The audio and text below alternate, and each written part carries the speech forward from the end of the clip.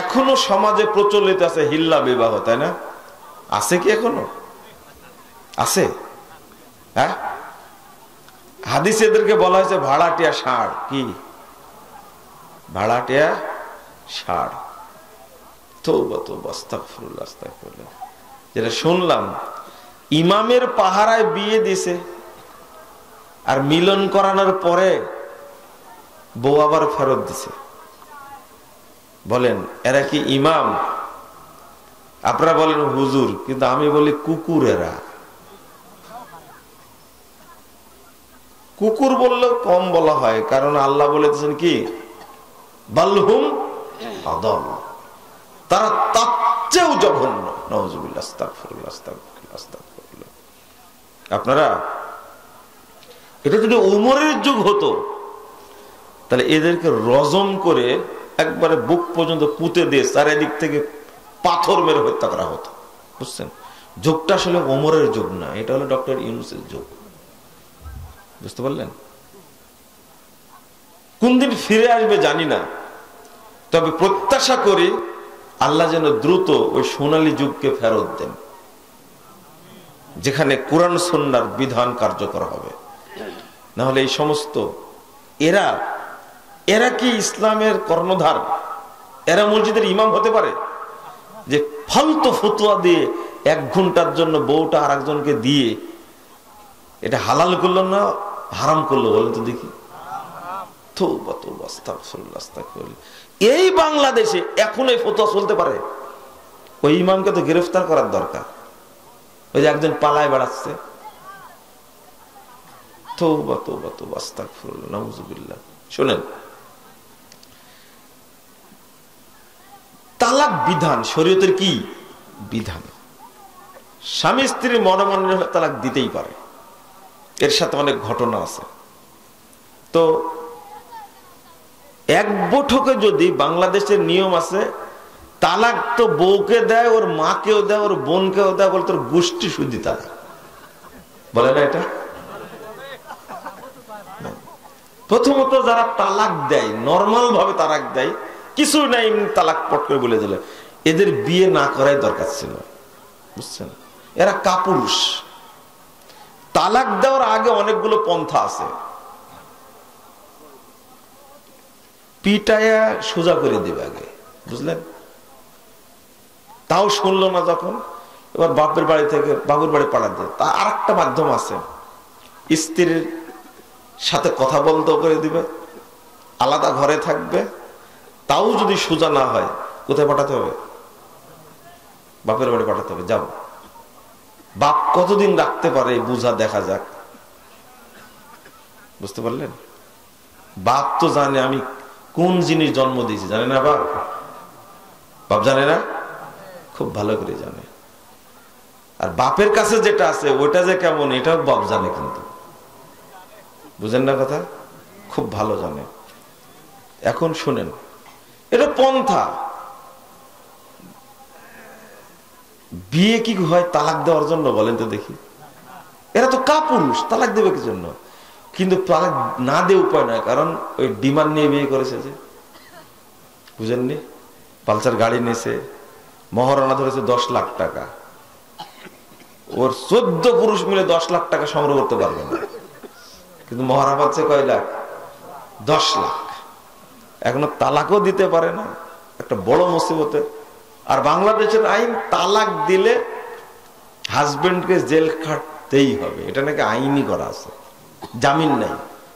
এই কেসের কি নাই? জামিন নাই, এটা লেখায় আছে নাকি, বুঝতে পারলেন? এখন কি করবে সে? কেন তালাক? এরপরেও বিধান হলো, 1 মাজলিসে যদি তালাক দেয় 3টা না 3000 বার বলে, 3 কোটি বার বলে, তালাক কয়টা হবে? 1টা। সুন্নাত দিকে ফিরে যেতে হবে। 2 নম্বর, যদি বউ না রাখতে চায়, আর 1 মাসে আরেকটা দিবে। কয়টা হলো? যদি না রাখতে চায়, 3য় মাসে আরেকটা দিবে, দিয়ে কি শেষ। তুই 1 বৈঠকে 10 তালাক দিল, 10,000 তালাক দিল, তালাক কয়টা হলো? 1টা। তাহলে এই ওয়াইফকে ফেরত নেওয়া যাবে। যে 3 মাসের মধ্যে ফেরত নাই তো আলহামদুলিল্লাহ, কোনো সমস্যা নাই, এমনি ফেরত নিতে পারবে। কিন্তু যদি পার হয়ে যায়, বিয়েটা বিচ্ছিন্ন যদি হয়ে যায়, তাহলে ওই স্বামীর কাছে যদি আবার চলে আসতে চায়, তালাক কয়টা হয়েছে? একটা। 3 মাস পার হয়েছে, রাগারাগিতে আসেনি, এমনি আসতে পারতো 3 মাসের আগে হলে। কিন্তু যদি পার হয়ে যায়, তাহলে চলে আসতে গেলে শুধু কি করবে? বিয়েটা পড়াই দেবে, কারণ বিয়েটা কি হয়েছে? বিচ্ছিন্ন হয়ে গেছে এই পর্যন্ত। আর যদি 3 তালাক হয়ে যায়, কয় তালাক? 3 তালাক হয়ে গেলে আর এই স্বামীর কাছে ফেরত আসতে পারবে না। দেখেন কি সর্বনাশটা করেছে। তাহলে 3 তালাক দিয়েছে না, কয় তালাক দিয়েছে বৈঠকে? 3 তালাক দিয়েছে একবারে একসঙ্গে। 3 তালাক দেওয়া হলো সুন্নাহ বিরোধী, কোরআন বিরোধী, মনে রাখবেন। তালাক কয়টা দিতে হবে? একটা দিতে হবে, এটা হলো সুন্নাহ। একসঙ্গে তালাক 3 তালাক দেওয়া, এটা হলো সুন্নাহ বিরোধী।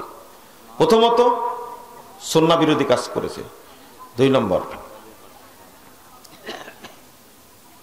এই 3 তালাক অবৈধ তালাক দেওয়ার কারণে এই স্বামীর সাথে আবার সংসার করার জন্য আবার জেনায় লিপ্ত করাইছে। বুঝতে পারলেন? কয় তালাক যেহেতু হয়ে গেছে, 3 মাসে 3 তালাক দেওয়ার পরে স্বামী হারাম হয়ে যায়। কি হয়ে যায়? হারাম হয়ে যায়। তাও স্বামী দিলে, স্ত্রী দিলে না। স্ত্রী তালাক দিতে পারে না। বুঝছেন কথা? এবার শুনেন, 3 মাসে 3 তালাক দেওয়ার পরে স্ত্রী হারাম হয়ে গেল, ওই স্ত্রী আর আপনার জন্য বৈধ না। কি করা লাগবে? স্বেচ্ছায় যদি ওই মহিলার কোথাও বিয়ে হয়, স্বেচ্ছায় যদি সেখান থেকে তালাক হয়, তাহলে এই পুরুষের সাথে আগের স্বামীর সাথে বিয়ে করতে পারবে। ছাড়া পেয়ে যা করেছেন, যে পাপ করেছেন, এই পাপগুলো থেকে মুক্তির জন্য আপনাকে আজীবন কাঁদতে হবে। আজীবন কাঁদতে হবে যে অন্যায় করেছেন। নারী পুরুষ মিলে যে অবস্থা সৃষ্টি করেছিলেন, তো এই নিয়ে আমার কথা বলার দরকার নাই। আমি যে বিষয়ে কথা বলি ওর উপরে বলতে থাকে, দেখি কোনো কাজ হয় কিনা। নিঃসন্দেহে আপনার সালাত যদি আল্লাহর কাছে কবুল হয়, আপনি যদি মুসল্লি হন, তাহলে এই 16 ডিসেম্বরের কনসার্টে যেতে পারবেন? পারতেন না, পারতেন না।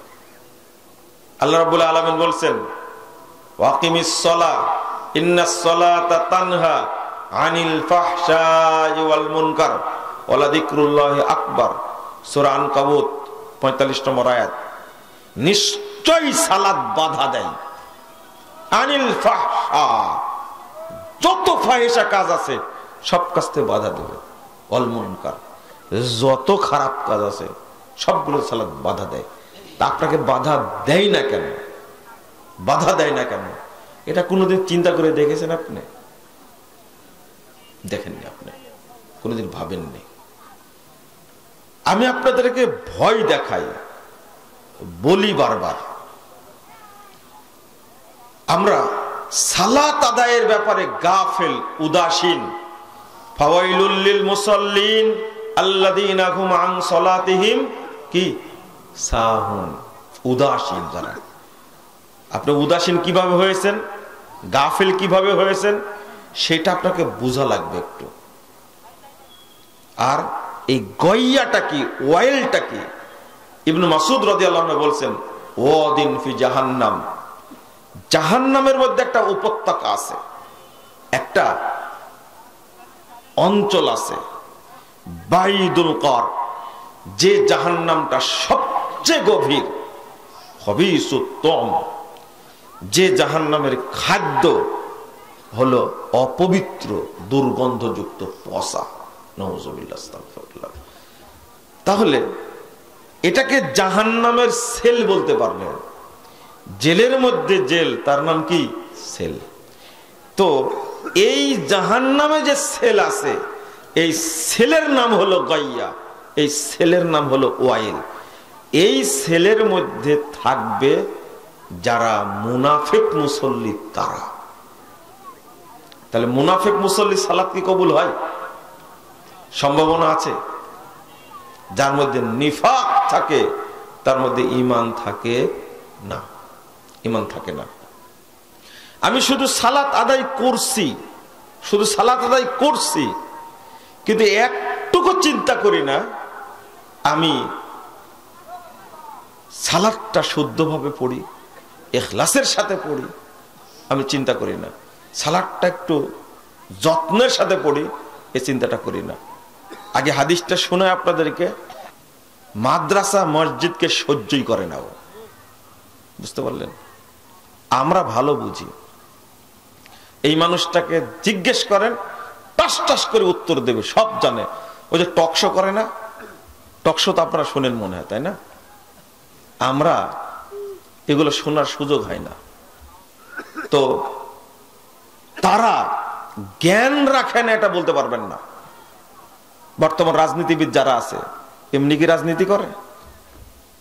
জানে, কিন্তু আক্ষেপটা হলো তারা দুনিয়াবি বিষয়ে কি বলেন, গাফেল। দুনিয়াবি বিষয়ে তারা কি বলে, দিনের বিষয়ে গাফেল, আর দুনিয়ার ব্যাপারে কি এক্সপার্ট, পাকাপোক্ত, কঠিন। আল্লাহ রাব্বুল আলামিন বলছেন সূরা নামল ৬৬ নম্বর আয়াত, বালিদ্দারাকা ইলমুহুম ফিল আখিরাহ। আল্লাহ বলছেন বরং তাদের আখিরাতের ব্যাপারে যে ইলম ছিল, এই ইলমটা নষ্ট হয়ে গেছে। কেন বলছেন? বালহুম ফি শাক্কিম মিনহা বালহুম মিনহা আমুন। আল্লাহ বলছেন যে আখিরাতের ব্যাপারে যে ইলম ছিল তাদের, এই ইলমটা কি হয়ে গেছে? নষ্ট হয়ে গেছে। এক।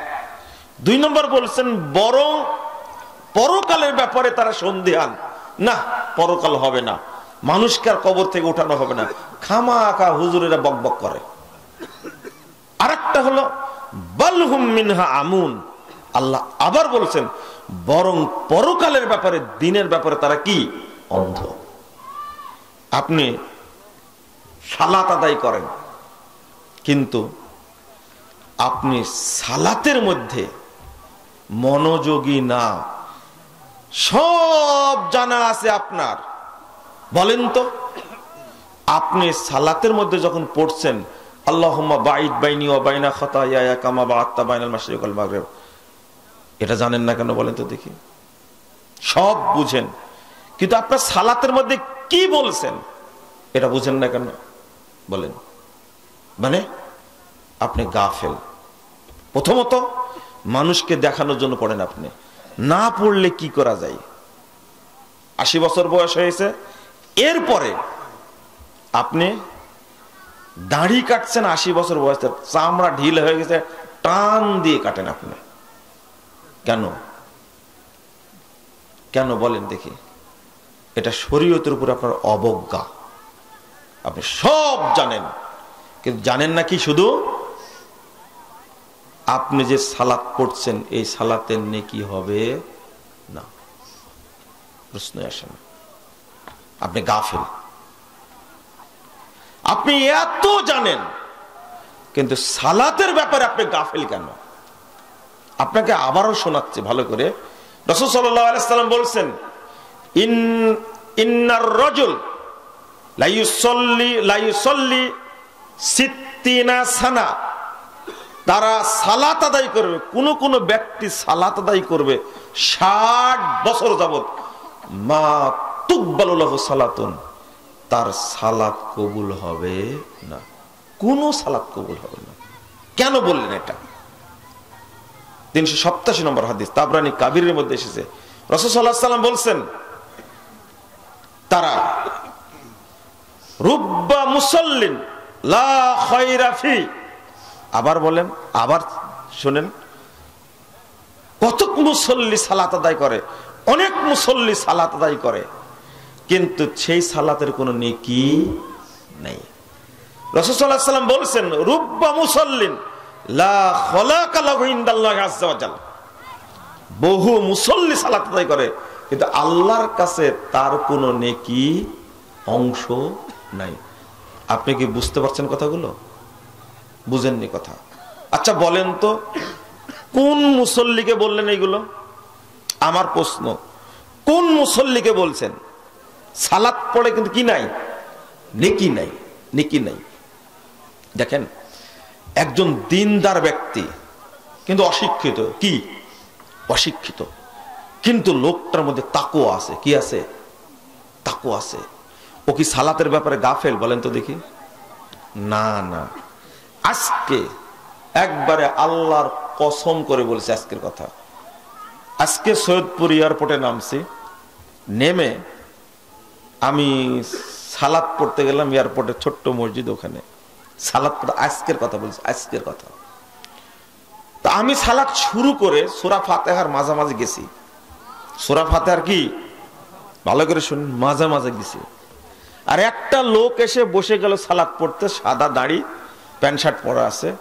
সে সালাত পড়তে গিয়ে শুরু করলো সালাতটা, যখন আমার সূরা ফাতিহা কি মাঝামাঝি। আমি কিন্তু বেশি সূরা পড়ি, বড় সূরা পড়িনি। আমি সূরা ইজা জা নাসরুল্লাহ, সূরা নাসর পড়েছি আমি, বুঝতে পারলেন? এই লোকটা 3 রাকাত মাগরিব পড়লো। আল্লাহর কসম করে বলছি, 1 মিনিট যদি পার হয় তাহলে 1 মিনিট 5 সেকেন্ড হয়েছে। 1 মিনিট কয় সেকেন্ড হয়েছে? 5 সেকেন্ড হয়েছে। 10 সেকেন্ড মনে হয়নি। এটা আমি আল্লাহর কসম দিয়ে বলছি, আপনার কসম করে বলছি। এটা আমার দেখা, আমার পাশে সালাত পড়লো একাকি চেয়ারে বসে। হাইরে ভাই, রুকু করা, সেজদা করা, এরকম এরকম কখন যে দোয়া পড়লো আমার জানা না। এটা 1 মিনিটের মধ্যে 3 রাকাত পড়ে আমি কিন্তু সূরা ফাতিহা পড়ছি, সূরা নাসর পড়ছি, এরপর রুকুতে গেছি। ও রুকু থেকে উঠতে উঠতে নাই, রুকুতে উঠতে উঠতে কি নাই। আল্লাহ সাক্ষী, আপনারা সাক্ষী, আজকে বললাম শুনুন। এই ভদ্রলোক ফ্লাইটে আসছে, বুঝলেন? ফ্লাইটে আসছে। বলেন তো, এই শিক্ষিত মানুষের নামাজটা আর একজন অশিক্ষিত মানুষ কিছু জানে না, দোয়ার অর্থটা কিছু জানে না, কিন্তু তার মধ্যে গাফলতি নাই। ওর মধ্যে কি আছে? ইখলাস আছে। ওর মধ্যে আছে কি? ওর মধ্যে একাগ্রতা আছে। সে সালাত পড়ে ধীরে সুস্থে। দেখবেন আপনার মুরব্বীদেরকে, আপনারা কি দাদি, মা, খালাকে চিনেন না আপনারা? তারা কি খুব উচ্চ শিক্ষিত? না। দেখবেন তাদের মধ্যে কত ইখলাস, কিন্তু কিছু জানে না, মূর্খ মানুষ। কিন্তু গাফেল কাকে বললেন আল্লাহ? এদিকে তাকান আগে। গাফেল কাকে বললেন? ইয়ালামুনা যাহিরাম মিনাল হায়াতিদ দুনিয়া ওয়া হুম ফিল আখিরাতি হুম গাফিলুন। যারা দুনিয়াবি জ্ঞান সম্পর্কে অনেক প্রাজ্ঞ, অভিজ্ঞ, কিন্তু পরকাল সম্পর্কে তারা কি? গাফেল। পরকাল সম্পর্কে কি? গাফেল। কেন? আপনি অবজ্ঞা করে সালাত আদায় করেন। আপনি একদিকে বলেন মাদ্রাসা শিক্ষাকে ফকিরি বিদ্যা বলেন, কি বিদ্যা বলেন? আপনাদের দেশে বলেন না মনে হয়, তাই না? ফকিরি বিদ্যা। এই যে 3-4টা ছেলে হেফজুল করলো, তারপরে কি আপনার মেয়েরা 3টা পাগড়ি নিল, এরা পাগড়ি নিল, ওরা কি নেকাব নাকি বলে হিজাব নিল। আচ্ছা হলো, শুনেন শুনেন, আপনি দেখেন এর মধ্যে একজনও এমবিবিএস ডাক্তারের মেয়ে নাই। জিজ্ঞেস করেন, ছেলে নাই? এই আছে? একজনও নাই। প্রফেসরের সন্তান একজনও নাই, একজনও নাই। কোন শিল্পপতি ছেলে নাই এর মধ্যে, কোন শিল্পপতি ছেলে নাই, কোন এমপির ছেলেও নাই। এমপির ছেলে, কলেজের টিচারের তার ছেলেও নাই এর মধ্যে। আপনি জিজ্ঞেস করেন, নাই। কেন? কেন নাই? উত্তর দেন। আল্লাহ রাসূল সাল্লাল্লাহু আলাইহি ওয়াসাল্লাম বলছেন, আল্লাহ রাসূল সাল্লাল্লাহু আলাইহি ওয়াসাল্লাম বলছেন, তলাবুল ইলমি ফারিদা আলা কুল্লি মুসলিম। আমি বলছি লা ইলাহা ইল্লা আনতা সুবহানাকা ইন্নী কুনতু মিনাজ জালিমিন। আমি বলছি যে মুসলিম যদি আপনি হন, আপনি ইঞ্জিনিয়ার, তাহলে আপনাকে ফরজিয়াত ওয়াজিবাত সম্পর্কে আবশ্যক জ্ঞান যেগুলো, সেগুলো আপনাকে জানতেই হবে।